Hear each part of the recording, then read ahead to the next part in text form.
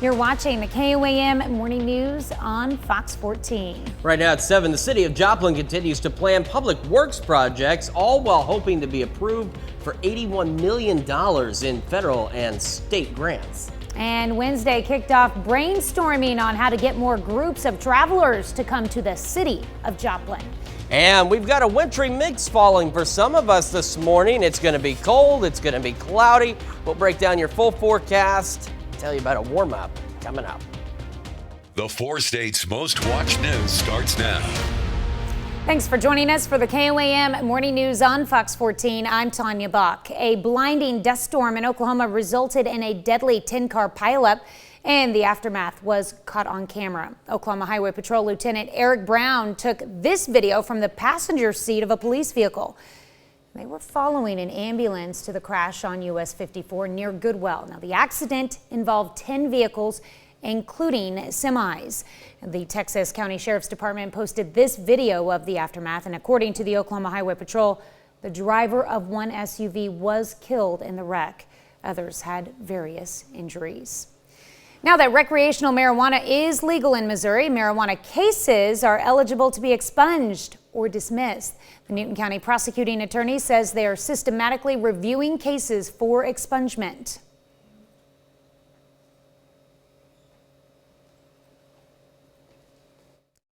So we have stopped receiving possession of marijuana cases on individuals that are possessing less than or more than 3 ounces is the new limit.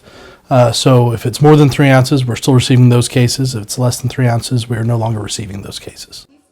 According to the Missouri Supreme Court, more than 3,500 cases relating to marijuana have been expunged since the start of the month.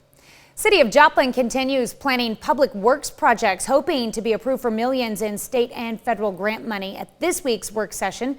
Joplin City Council says the remainder of requests for $81 million in grants has been filed. So far, $25.6 million has been awarded. The money will go towards projects like neighborhood improvements, cybersecurity, trails, and more. Another project includes repairs and restoration of the Donald E. Clark Justice Center, which houses the Joplin Police Department and Fire Station Number 1. The improvements range from plumbing, heating and water, HVAC systems, to the ducting systems. It's a very old building, 1967 when it was constructed, and hasn't had any major or significant system upgrades since 1980. Council also heard a report on the status of streetlight installation. Wednesday kicked off the first of 2 public meetings in Joplin to brainstorm ways to make the region more of a group travel destination. The Joplin Convention and Visitors Bureau says residents have great insight on what new amenities and offerings could help make that happen. Public engagement is the first phase of their work to shape the regional tourism market for the city. Any large group that travels by caravan, bus, sports teams, reunions, large groups move together. So what do we do well with what we have? What could we do better with what we have? And then if we need to build something, what would that be and how do we make that programming happen? The next meeting is this evening from 5 to 7 p.m. at the Council Chamber in the Joplin City Hall. All are welcome to join. On Wednesday, some area kids had the chance to learn about the arts. Connect to Culture hosted the entire 4th grade from Joplin schools as part of the organization's new Ignite series. The goal is to ignite a passion for arts and culture outside of the classroom by providing performances which engage, educate, and inspire area students and their families. To be confident as well, and so we think that it's just a great opportunity to bring in the kids. We have the entire 4th grade from Joplin schools coming to free school shows today. Yesterday they did have their public performance, but they also visited Thomas Jefferson. A group called The Secret Agency performed for the kids. They host interactive hip-hop performances combining music, storytelling, dance, and imagination to encourage kids to value their individuality. Well, we did see a light wintry mix falling across Joplin and some other areas in the 4 states. The good news is so far it seems to have let up, but we still have wet and slick roads. MoDOT camera 20th and Rangeline showing us that. Same at 7th and Rangeline as well. We're at 32 in Joplin right now, feeling like 22 That west-northwest breeze at 15, gusting to 23, and wind gusts from 20 to 25 miles an hour are not going to be uncommon today. As we're on the backside of this low pressure system, we're now on the cold side. So 25 Yates Center, 24 in Iola, 27 Chanute and Parsons, 32 Chetopa, Miami, Neosho, Carthage, and we're sitting at 31 in Lamar. As we go through the rest of our morning, that wintry mix starting to clear up already. Some of us still getting a little bit of it. Should be done by about 8. We will be cloudy and cold as temperatures stay in the low 30s to the start of our day. As we head into the afternoon, we're expected to make it up to right around 35 degrees today. We'll have an opportunity for some light flurries, maybe a little light snow this afternoon into the early evening. Shouldn't amount to much, but still slick spots possible out there. We see that wrap up by about 6, 7 o'clock this evening. We're cloudy to mostly cloudy heading into the overnight, and we are downright cold as temperatures drop back down to 24 degrees tonight. Looking ahead, though, there's some hope on the horizon as we've got mostly sunny skies tomorrow, but still chilly, 42. Some light wintry mix possible Saturday morning, and then some showers possible late Saturday. Shouldn't be too big of a deal, but it's a possibility, 45. Then check out Sunday and Monday. We jump into the 60s. So absolutely gorgeous. Unfortunately, we're looking to be breezy both these days as well. 62 Monday, then maybe some evening showers Tuesday and into Wednesday morning, still in the 50s. We hold on to the 50s Thursday and Friday before we have a system bring us more possibilities of wintry weather by next Saturday, and highs next Saturday not making it out of the 30s. All right, thanks, Chris. Coming up, we have some special guests from Miami coming in to break down a theater performance that took place over the weekend.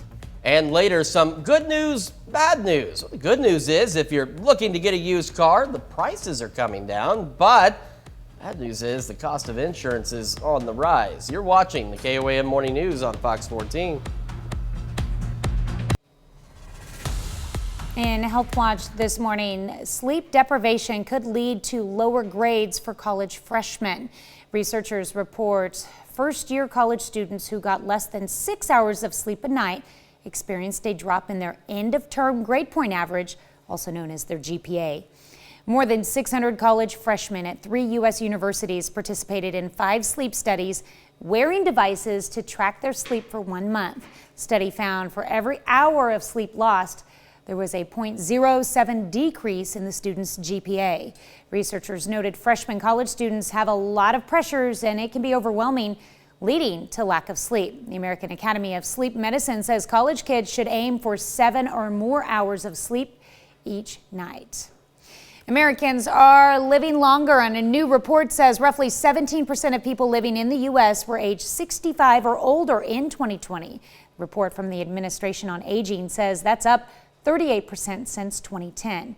In 2020, there were roughly 55.7 million people ages 65 or up. About half of them, however, have arthritis, and roughly a quarter have some kind of cancer. The report estimates there will be about double the amount of people 65 and older in 2040 compared to the year 2000. Well, if you're hoping to avoid cardiovascular disease, you might want to think about cutting down on sweets. In a new study, researchers looked at diet and health data from more than 110,000 people in the United Kingdom for more than 9 years and found that the more free sugars people consumed, the higher their risk for heart disease and stroke. According to the FDA, free sugars are also known as added sugars like table sugar and other sweeteners that are often added to processed foods, such as sodas, baked goods, and desserts, and what I just put in my coffee. But free sugars can also occur naturally in syrups, honey, juice, and purees. Free sugars do not include sugar that occurs naturally in fruits, vegetables, and dairy. Oh, we had a light wintry mix across parts of the area this morning. Starting to let up for some of us. MoDOT camera 20th and Rangeline showing wet roads out there, so do watch out for slick spots. Same situation at 7th and Rangeline. Wet roads, slick spots possible. We're at 32 in Joplin, feeling like 22. The west-northwest breeze at 15, gusting to 23. And wind gusts from 20 to 25 miles an hour are still possible as we go through today. We're on the backside of the system, so now we're in the cold zone. We're at 25 Yates Center, 24 Iola, 26 Neodesha, Shea, 32 Chetopa, Miami, Neosho, Carthage, and 31 in Lamar. As we start our day, that wintry mix for those still experiencing it should be done by about 8 o'clock. Will be cloudy, cold through the morning as our temperatures are only in the low 30s. We won't really see a lot of warming either, as we'll stay in the low 30s, making it to maybe about 35 degrees today. As we head into this afternoon and into this evening, we could see some additional light flurries and light snow. Shouldn't add up to much, but because it's going to be so darn cold, more slick spots are possible. Now, the light flurries and light snow will clear out by about 6, 7 o'clock, leaving us with cloudy to mostly cloudy skies and a very cold night ahead as well, as we drop back down to a low of 24 degrees. However, as we look ahead, we're going to start to clear out. Mostly sunny tomorrow, still cool, 42.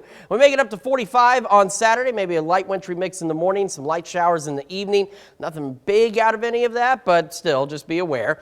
We're going to be partly cloudy to mostly cloudy Sunday, 62 though for the high, 62 Monday under cloudy skies, breezy through the weekend and into Monday too. Some showers late Tuesday into Wednesday morning, and it could be a cold rain, but still decent temperatures in the afternoon. Holding on to the 50s through this upcoming next Friday, rather. And then as we get to Saturday, another system with more wintry weather possible, and our highs next Saturday not expected to get out of the 30s. We got more of the KOAM Morning News right after this. Welcome back. We've got some special guests in studio this morning from Miami, Oklahoma, here to talk about a performance that just happened over the weekend. And I kind of almost want to call it a historic performance too, because it's been a while. Thank you for joining us. We have the Miami High School choir director Amanda Ford and Lily Kitchler, who played Sally Brown in You're a Good Man, Charlie Brown, and of course, Charlie Brown himself, Alex Long. Thank you guys for joining us. Thank you. Thank you for having us. And why I said this is kind of historic, it's been several years since the high school has done a musical performance. And how did it go, I guess? Let's start with that. It went good. I mean, it was a lot of fun doing something like that, because I always wanted to do something like that, and so getting to do it was a lot of fun, and the people made it a lot of fun, like being around everybody. Everybody was really nice. Now, Lily, you're a senior this year, I understand. You have a little bit of a background in theater already, but like you said, this was your first with the school. Tell me a little bit about what you've done in the past. I did Peter Pan with the community theater a couple years ago, and when I was little, my church did a lot of church plays, so I did a lot of that with them, and I sung and I danced. And I've always loved to sing and dance, so it's been a lot of fun. And Alex, I know you mentioned that this was your first production, so hopefully we'll keep you going to come back and do more and more. Lily, was it a little bit of a challenge, working at the school, as the first production? There were a lot of first-timers, I'm sure. And so how was that, and as a senior? It was a lot of fun. I mean, my little sister did it with me, so there was people that I knew, and then I got to meet a lot of new people, and we all just kind of figured it out together and worked together to get it to where it was at. Awesome. Now, Amanda, I mentioned this, it's been 8 years Yes. since the school has had a musical performance. What did it take to bring it back? Well, it took the whole community really coming together and joining forces. I was one of the directors, as I said, Chris Ann Lamb, who's the junior high choir director, and Kaylee Miller, who is the speech and drama director. We all came together and we worked together to have the rehearsals, have the auditions. We also had our industrial technology department. Mr. Mark Preston is the instructor there, and Don Hill and our arts department. They all worked together. It also took our principals being on board and our administration. Even one of our principals, Pam Bevis, a shout out to her because she was in the play. So it was just an amazing effort on everyone's part. Our wonderful superintendent found funding through our Enrichment Foundation, and so we were able to have the funds for that. And even the community reached out with the Miami Arts and Humanities Council. They helped fund us as well. So it took everybody working together. Is this something that you want to try to do on a yearly basis at the school? Absolutely. We're looking at a couple of options for next year. We want it to be something that's popular, that's very familiar to the students, so that they can get involved as well. One last question. This is kind of a school year-long production type thing, because auditions were back in August, weren't they? Yes, ma'am. All right. Well, anything else you'd like to add? Or? we're just thankful for the opportunity. We ask that the community get involved. And one way you can do that is by parents, allow your students, your children to get involved with musical theater. And also you can donate at our Miami Enrichment Foundation, the Barbara Smith Speech and Debate and Drama Fund at mpsef.com/speech. All right. And we'll put that information on our website later this Wonderful. morning as well. Thank you so much. Thank you guys for coming in. I don't have to tell you to break a leg because the performance is ended, so congratulations. Thank you. We'll be right back. Well, a cat missing from Miami, Florida was found this week by a resident in Prairie Village, Kansas. You're kidding me. Oh, that's over 1,400 miles away from the lost cat's home. Well, the orange tabby had been missing for 2 years. Josh Jackson has more on the story about the lucky feline. It's a story you don't hear every day. Even for a 21-year law enforcement vet like Captain Ivan Washington, it's shocking. So more than 2 decades, have you ever heard of anything like this? No, that's a quick one. That's a quick and easy one. Like I say, this distant. It started when a resident found a cat Saturday night. It was too cold for the animal to be outside, so they called the Prairie Village Animal Control Unit. We have microchips here, our animal control unit, microchip the cat. Usually the kitten's local, right? And we can reunite the kitten with their owner really quick. This time it ended up the owner was in Miami, Florida. That obviously created a few challenges, but the police department continued working and eventually identified the owner, called them, and started working to reconnect them with their cat. As far as how the cat ended up in Prairie Village? No idea, no idea. You can just imagine that is a long jaunt for anyone, needless to say, a cat. Turns out the cat has been missing for 2 years. The owner thought it was stolen and had actually filed a police report. And if the story wasn't interesting enough, get this. Cat's name's Lucky. Stop it, right? And that was the response. You got Lucky? I guess we have Lucky. Yes, Lucky was Lucky. Yes, we have Lucky. Lucky the cat. Yes, cat's name is Lucky. It's pretty cool. So they're ecstatic and they're happy. Obviously, they're really gracious. Wow. That's incredible. The Prairie Village Police Department will provide services to Lucky until his family can make arrangements to get him back to Miami. Well, they're hoping that happens within the next week or so. Now, I've seen cats like hop in a vehicle or, get up in the engine or the wheel well. Yeah, but that's a long that's an incredible journey. Absolutely. Glad they found him. We'll be back with more right after this. The 4 states' most watched news starts now.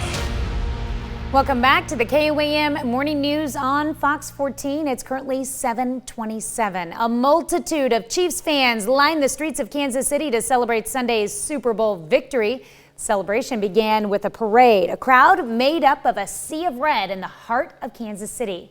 Players, coaches, and other Chiefs dignitaries rode on double-decker buses, or in some cases walked, to cheers and confetti. The nearly 2-hour parade ended at Kansas City's Union Station, where some Chiefs heroes spoke to the crowd. I'll tell you what, there's some great cities in America, but there's no place you'd rather be and no greater place to be than right here, baby. You are the kingdom, and let's give it one for the world. How about those Chiefs? If y'all knew that Patrick Mahomes was going to win the MVP, let me get a hell yeah! Arrowhead Stadium's one of a kind, and we just want to say Chiefs Kingdom is one of a kind. So give a round of applause for everybody that's standing here today. In anticipation of the massive crowd, Kansas City provided free bus shuttle services from 5 locations, such as Worlds of Fun and the zoo. Many school districts in the Kansas City area canceled classes for the day. Well, some Chiefs fans in Pittsburgh decided to gather for lunch at a local restaurant to support their favorite team during the winning parade on Wednesday. KOAM's Yana Tula had a talk with the fans and staff and has more. Go Chiefs! Chiefs fans once again gathered at the pit in Pittsburgh to support their favorite team during the parade. Yeah, we had a great turnout today. I think most people went to the parade. Everybody that's here today probably had to work, probably took Super Bowl Monday off. So but it was a great turnout. Kevin Schubach has held a season ticket for more than 20 years. His family has enjoyed the past years, to say the least. Being a long-suffering Chiefs fan for 50 years and then having this happen, 2 Super Bowl wins in the last 4, it's more than I could ever hope for. While his son made the journey to watch the rally live, both get to hear the players' speeches. I'm sure that Travis Kelce will have some good sound bites. I'm looking forward for that. Another local season ticket holder decided to use his lunch break to watch and says the win feels different this time. The pressure was not there from the beginning, so like everything this year, anything was just kind of a plus as opposed to, I mean, we've already done it, so this just proved a lot that we can have a little bit different team and still be elite, still be okay. May says it's always fun to watch Chiefs games with the 40 to 50 people who become regulars on Sundays. It's almost like, you have a group of people that go and tailgate together. It's kind of the same feel, same vibe, but we have that here at our place. So it's a good feeling. We get pretty pumped up and pretty excited for it. We like to get a little rowdy sometimes. In Pittsburgh, Janna Haudala, KOAM News. Maine reminds, rain or shine, winning or losing, the pit will be open and showing games next year again. They have pretty good food too.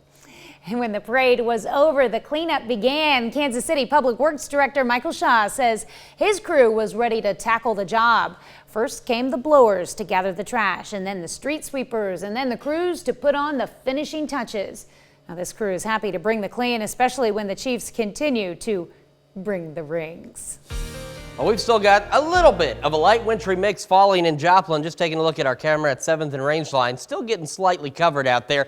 MoDOT camera 20th and Rangeline showing the wet roads and the slick spots that are out there. In the same situation, of course, from 7th and Rangeline, so be cautious. 32 in Joplin, feel like 22, though, with that west-northwest breeze at 15, gusting to 23, and wind gusts from 20 to 25 miles an hour will be common again today. On the backside of this system, the cold air moving in, 25 Yates Center, 24 Iola, 27 Chanute Parsons, 32 in Miami, 33 in Neosho, and 30 in Lamar as we start our day. That wintry mix should start to wrap up for us by about 8 o'clock or so this morning. We'll be left cloudy, cold, and breezy as we're going to be in the lower 30s throughout the morning. We're looking at highs reaching up to about 35 degrees today, and as we head into this afternoon in the early evening hours, another possibility of some light flurries, maybe a little bit of light snow possible. Shouldn't add up to much, but additional slick spots are possible this afternoon and this evening. So we're going to be cold. That light snow stuff moves out of here by about 6, 7 o'clock, leaves us cloudy to mostly cloudy. We're going to drop down pretty darn cold, down to 24 for our overnight low. However, some hope on the horizon here as we're mostly sunny tomorrow, still chilly, 42. Light wintry mix in the morning, maybe some light showers in the evening Saturday. Not much going on with that, but just be aware it's going to be out there. Mostly cloudy, 45. Then check out Sunday, Monday. We're breezy Saturday through Monday. We've got temperatures crawling back up into the lower 60s. And then as we head into the start of next week, we still stay nice. Temperatures in the 50s. We're watching some rain chances late Tuesday into Wednesday morning. And that could be a cold rain Wednesday morning as we drop back down to 35 Tuesday night. We'll be back with more right after this. Well, the entertainment world is mourning the loss of actress Raquel Welch, who died yesterday. Ashley Dvorkin takes a look back on her life and career. Iconic actress Raquel Welch has passed away. Her agent confirmed the news, saying she passed away peacefully early Wednesday morning after a brief illness. He added her career spanned over 50 years, starring in over 30 films and 50 television series and appearances. The Golden Globe winner in more recent years was involved in a very successful line of wigs. Raquel leaves behind her 2 children, son Damon Welch and her daughter Tawny Welch. Welch rose to fame in 1966 with the films Fantastic Voyage and 1 Million Years BC, and quickly solidified her international sex symbol status. In 1974, she won the Golden Globe for Best Motion Picture Actress in a Musical or Comedy for her role in The Three Musketeers. Her starring roles span the screen and stage. In 1981, Raquel made her Broadway debut in Woman of the Year. In 1996, she joined Victor Victoria. That same year, Welch received her star on the Hollywood Walk of Fame. In 2010, she shared her memoir, Raquel Beyond the Cleavage. When speaking to Fox about the book, she said she saw it as a way to connect. If I told them that the girl from 1 Million Years BC was really the mother of of a couple of small babies at that very moment in time when I was being celebrated as a sex symbol, they would realize that there is actually a real me that has nothing to do with Raquel Welch, the sex symbol. Welch's many TV roles over the years most recently included Lifetime's 2013 House of Versace and The Ultimate Legacy in 2015 on the Hallmark Channel. Raquel Welch, dead at the age of 82. In Hollywood, Ashley Dvorkin, Fox News. Well, we've still got a light wintry mix falling across some of the area out there that's leading to some wet roads and some slick spots on area roadways, so make sure you slow down, give yourself plenty of time to get where you're going. We're going to take a complete look at your forecast and discuss a warm-up on the way when the KOAM Morning News returns.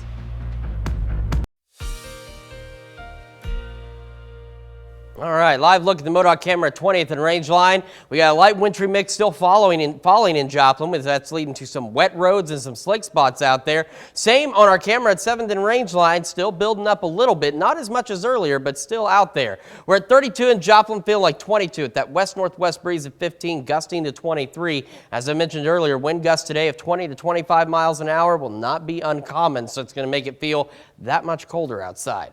25 Yates Center, 27 Chinook, Parsons, 30 Chitopa, 32 Miami, Carthage, 30 in Lamar. We're sitting at 28 in Nevada this morning. As we go through our morning and get our day started, that wintry mix should wrap up here in about the next 20, 30 minutes or so. And then we'll be left with cloudy skies and cold conditions with that breezy wind out there, as we're going to be in the lower 30s through the morning. We'll persist into the lower 30s through the day, looking for a high of right around 35 degrees, so quite cold. Then we've got the possibility of some light flurries, maybe a little light snow late this afternoon and into the early evening hours. That won't add up to much, but with it being so cold, a few additional slick spots are possible. That wraps up about 6, 7 o'clock, and then we're going to be cloudy to mostly cloudy and downright cold tonight. We're heading for a low of 24 degrees, but clearing will continue into Friday morning. That will allow us to be mostly sunny tomorrow. Even though it's still chilly, only 42, at least there'll be some sunshine and it'll look a little bit warmer out there. A light wintry mix possible early Saturday and then maybe some light showers later in the day. Not looking to be a big deal, but just be aware if you've got some outdoor plans. 45, we're going to be looking at temperatures and winds, by the way, increasing yet again through the weekend.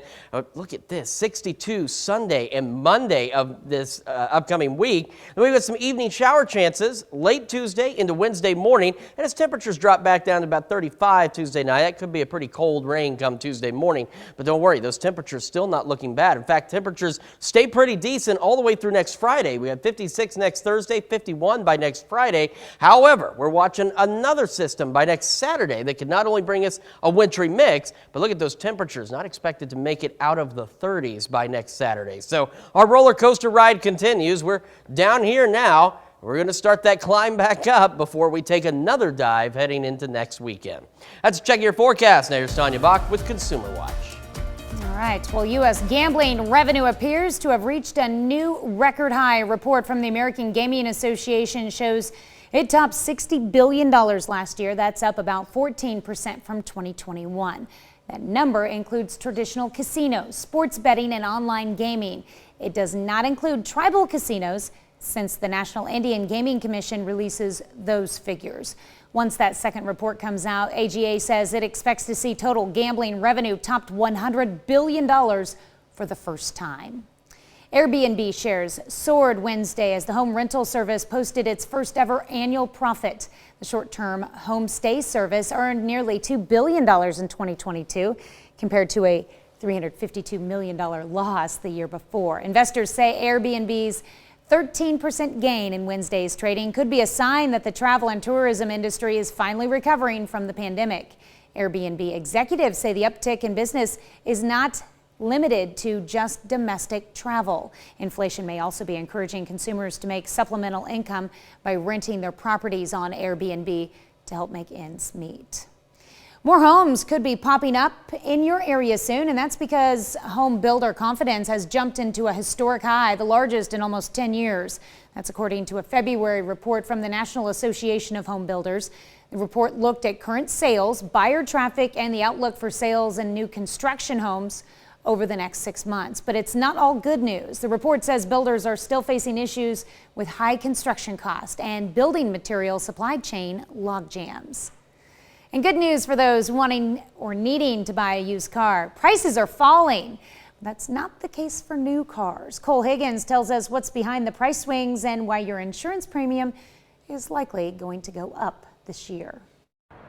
After years of low inventory and soaring prices, the cost of a used car fell nearly 2% in January, according to the Consumer Price Index. And data from Edmunds shows the average price of a used car in December was down $1,600, costing consumers about $29,533. If you're looking to take advantage of the drop, experts say do your research first. Being mindful and also being conscious of the vehicle and trying to get an extensive history of that vehicle is probably most important. Experts say higher interest rates are making it more expensive to finance a car purchase, which is limiting demand. An increase in the supply of critical parts like computer chips is also pushing down prices, and President Joe Biden has pushed to expand chip manufacturing at home to prevent future shortages. We're opening factories in your states to build semiconductor chips and electric vehicles and advanced batteries that's going to power those vehicles. When it comes to new cars, prices rose 0.2% in January and were up 5.8% year over year, the Consumer Price Index shows. And car insurance premiums are also climbing. According to Bankrate's annual True Cost of Auto Insurance report, the average cost of full coverage insurance has reached more than $2,000 a year nationally. That figure is up nearly 14% from last year. Bankrate says years of high inflation resulting from labor and part shortages drove up the cost of insurance claims for car repairs. We'll be right back with more after this, but first let's take a look at the market prices before the opening bell.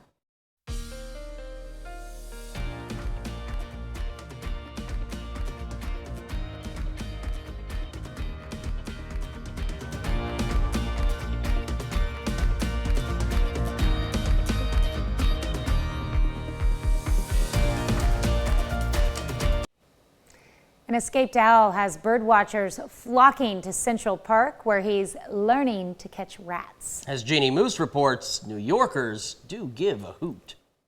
There's a new star in Central Park, and he's right out of Central Casting. Lately, birdwatchers only have eyes for owls. And some fans on David Barrett's Birder blog are saying, "Let Flocko be free."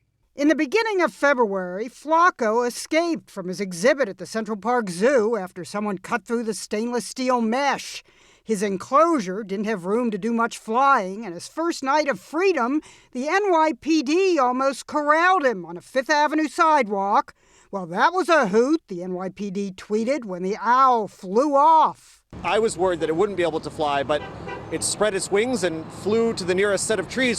Zoo officials were most worried that Flocko didn't know how to hunt since he's always had his meals delivered. They tried to lure him using a white rat in a cage, hoping he'd get trapped in the wiry filaments on top. The zoo team was rushing with nets to get Flocko, but Flocko was too fast. And now fans are snapping photos of Flocko catching his own dinner. Rats. Rats on the menu. Barrett says the owl has gone from zero hunting skills to decent hunting skills. That's just an incredible transformation. He hangs out in Central Park, charming New Yorkers with hooting so low it requires subtitles. Like other creatures not native to Central Park, Flocko, the Eurasian eagle owl, has become one of the select few. And they make it. They survive, they thrive, and they become stars. If I can make it there. Flocko can make it anywhere. Jeannie Moose, CNN. New York.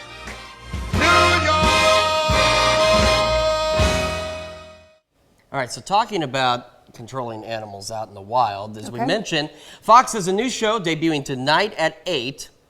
Right here on Fox 14 called Animal Control. And as we mentioned yesterday, they like to send us things about their shows. Now, sometimes it's things that we can actually use. Sometimes it's things that are not necessarily useful. But this particular one, I'm hoping he's still alive, they sent us, and we got it this morning. So hold on one second. We're going to get this little guy out here.